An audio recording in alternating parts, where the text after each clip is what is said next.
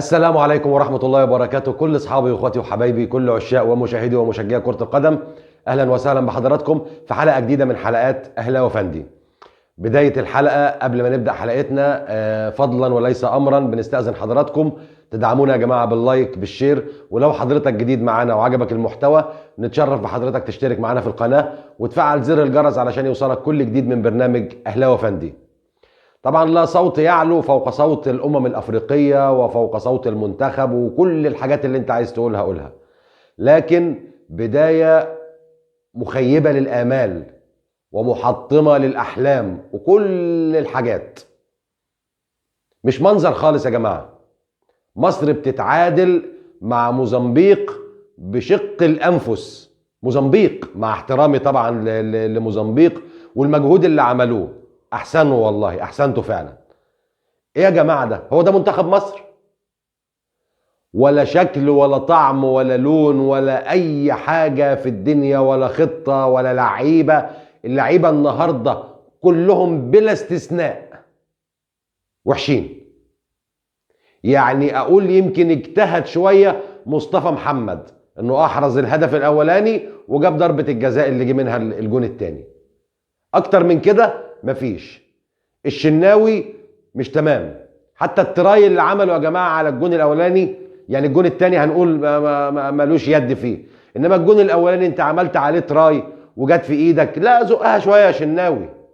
أنا النهاردة مش هتكلم كأهلاوي أو كزملكاوي، أنا هتكلم كمصري قاعد بيشجع منتخب بلده اللي بيحلم إن هو يعني يرجع إن شاء الله بأمر الله ومعاه كاس بطولة الأمم الأفريقية اللي غايب عننا من 2010. انت يا شناوي النهارده يمكن الجون الاولاني ده كان ممكن تطلعه، تمام؟ طيب خلصنا الشناوي. محمد هاني، طريقك النهارده اخضر خالص يا هاني. الرجاله بيعدوا منك باسهل ما يمكن. حجازي وعبد المنعم الاثنين بصراحه دفاع شوربه، اقول ايه؟ ملوش كلمه عندي غير كده. دفاع شوربه. الاثنين مفيش اي تفاهم ما بينهم، وده اللي قلناه قبل كده. قلنا يا جماعه في ثنائيات لازم تحترم، ثنائيات رجلها في الملعب مع بعضها. عبد المنعم بيلعب جنبه ياسر وفاهمين بعض، ده بيطلع ده بيغطيه تمام. حجازي وعبد المنعم النهارده اولا على مستوى التفاهم مع بعض صفر في المية. على المستوى البدني والفني الاثنين صفر، تمام. محمد حمدي بقى حدث ولا حرج. انت ايه اللي مخليك تنزل محمد حمدي؟ اولا محمد حمدي النهارده كان هيلبسنا جونين بسهوله جدا. الكوره اللي وشه للجون وبيطلعها كانت هتخش جون، قلشت منه وداخله الجون، تمام. وضربه الجزاء اللي بعدها بدقيقه اللي كان ممكن يلبسها المنتخب مصر. خط النص النني، انت شخصيه جميله وحد حلو، بس احنا بنتكلم ككوره دلوقتي مش كمواقف. النني مش موجود. طبعا زيزو، انا مش فاهم. زيزو متخيل ان هو بيلعب قدام سموحه وفاركو والمصري والاسماعيلي؟ مفيش الكلام ده. وكل كوره عايز ياخدها من اي حته، عايز يشوط وتطلع الشوطه زي ما تطلع، ايا ما يكون الموضوع مش فارق معاه. حمدي فتحي يعني كان بيساعد شويه في الهجوم، لكنه دفاعا النهارده مش موجود برضه. وحمدي فتحي المفروض ان هو له دور في الدفاع. خليك انت يا ابو صلاح على جنب علشان انت بلوتك معايا بلوه النهارده. تريزيجيه يعني اجتهد لكن مش هو ده تريزيجيه اللي احنا عارفينه، ومش هو ده اللعب المطلوب منه. مصطفى محمد يمكن عمل اللي عليه، لدرجه ان الراجل 90% من اللعب اصبح في نص الملعب عشان يحاول يستلم من تحت او يبقى محطه من تحت او حاجه، لان مفيش مسانده له قدام. محمد صلاح، احنا بنقعد نتفرج عليك يا محمد يا صلاح في ليفربول، يعني بتبقى عايز تمسك النجيله.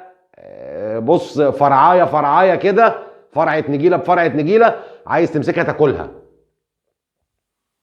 وبتكلم فرقتك وبتكلم لاعيبتك وانت اطلع وانت اعمل وانت سوي، تمام. وانت هناك في ليفربول ما انتش الكابتن. طب انت عندي في منتخب مصر الكابتن. لا بتكلم لعيبه ولا انت بتلعب ولا مكانك ظاهر ولا خطتك ظاهره ولا وجودك في الملعب مش ظاهر خالص. ويمكن ربنا سبحانه وتعالى يعني علشان الجمهور الغلبان اللي قاعد بيتفرج على المباراه، يمكن الجون ضربه الجزاء دي جت، هي كانت طالعه، لكن ربنا سبحانه وتعالى رحمته بينا احنا كجمهور قاعد بيتفرج على المباراه، يعني يمكن ستر ربنا ان هي دخلت. مفيش محمد صلاح خالص.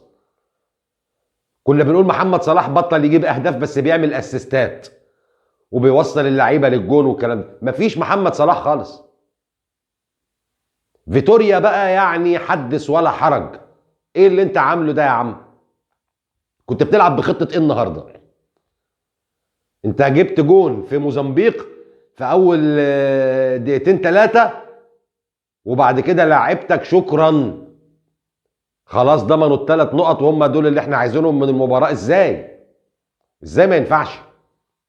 وانت فين وقاعد بره راضي عن المنظر اللي انت شايفه؟ وتغييرات غريبه في اوقات غريبه. اسف جدا. امام عاشور نزل، هو صحيح نزل ربع ساعه، بس فين انت يا امام عاشور؟ عملت ايه؟ ما عملتش حاجه. حتى لو ربع ساعه يا اخي يظهر لك اي بصمه ولا حاجه. عمر كمال عبد الواحد صحيح برضو نزل ربع ساعه، بس حتى في مركزه مش هنقول يعني يظهر قوي ان هو يبقى مؤثر في الربع ساعه. لكن الناس اللي قدام، انا مش شايف ان عمر مرموش فرق كتير عن تريزيجيه. يعني هو نزل بسنه نشاط شويه لكن ما فرقش حاجه عن تريزيجيه. وعمر كمال عبد الواحد يعني برضو ما فرقش كتير عن محمد هاني، تغيير مش اللي هو. وبرضو ترقص له ترقصتين ثلاثه والناس عدوا منه.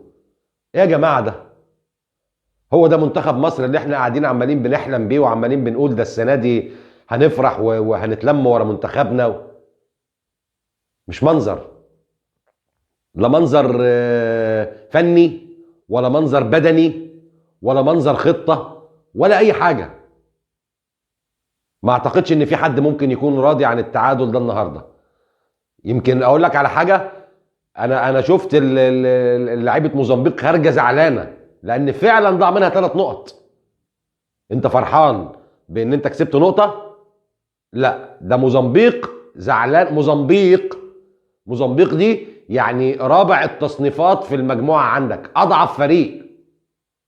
امال هتعمل ايه لما تقابل غانا والكاب فيردي؟ ما بدايه مش حلوه خالص يا جماعه، بدايه مش حلوه. يعني في ناس عمالين يكلموني كده يقولوا لي ايه يا عم ما تقلقش، ما هي البدايات الوحشه دي قبل كده في بطولات بدأنا مش عارف مع مين وعملنا ايه في البدايه وفي النهايه خدنا البطوله. هو احنا كده؟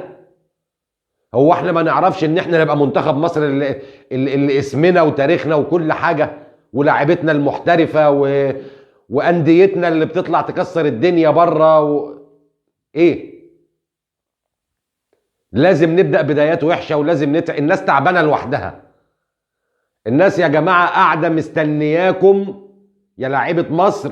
الناس قاعده مستنيه الساعتين بتوع الماتش دول ولا الساعتين الا ربع بتوع الماتش علشان يقعدوا يفرحوا شويه، يطلعوا اللي جواهم شويه. تيجوا تعكننوا عليهم زياده، تعكننوا علينا زياده ليه؟ انا اتفرجت على الماتش وخلص الماتش من هنا لقيت نفسي في قمه الاحباط. يعني مش عارف، انا مش لاقي اي مبرر للمنظر اللي انا شفته النهارده.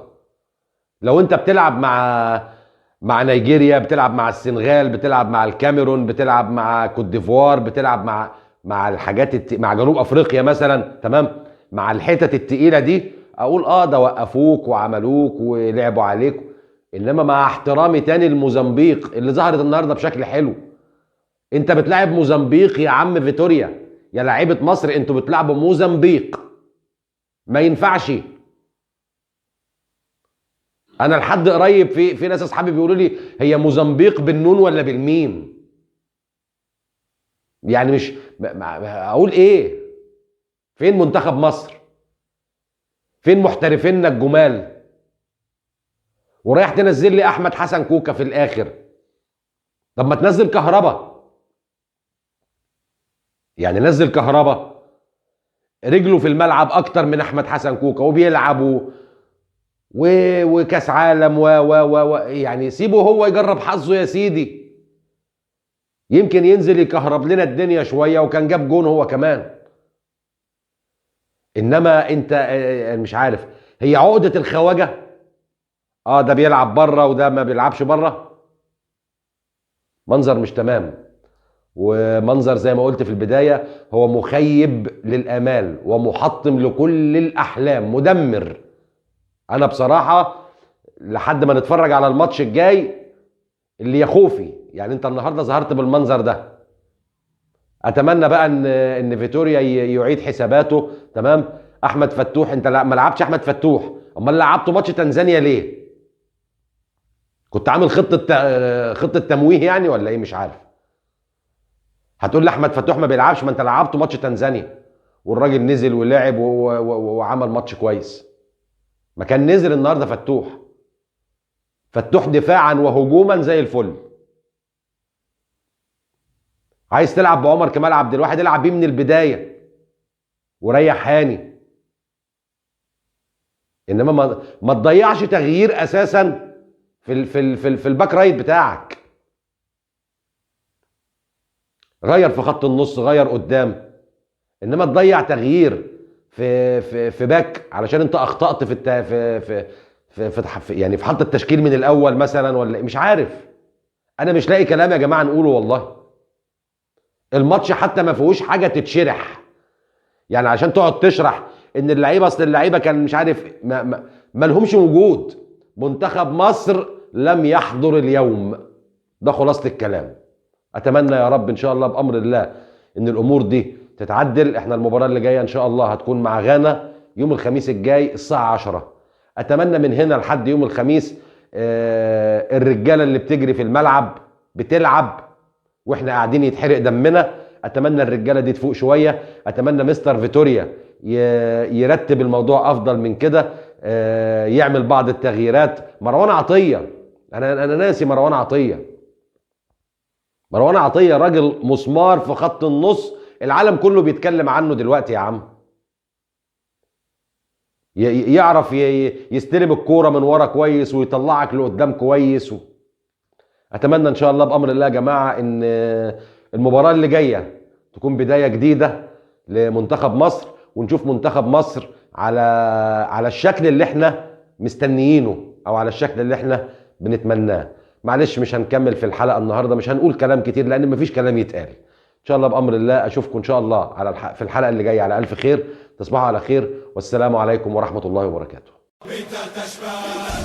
العالية روكسون بنشجع الابطال. سامن عماد متعب مرتده تصوير وجول جول جول جول.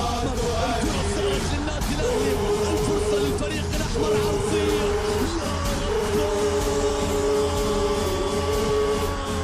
ولكن احذروا الكاو، احذروا الكاو.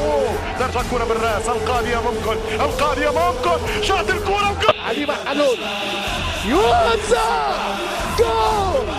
جول اهلاوي. فريق كبير فريق عظيم.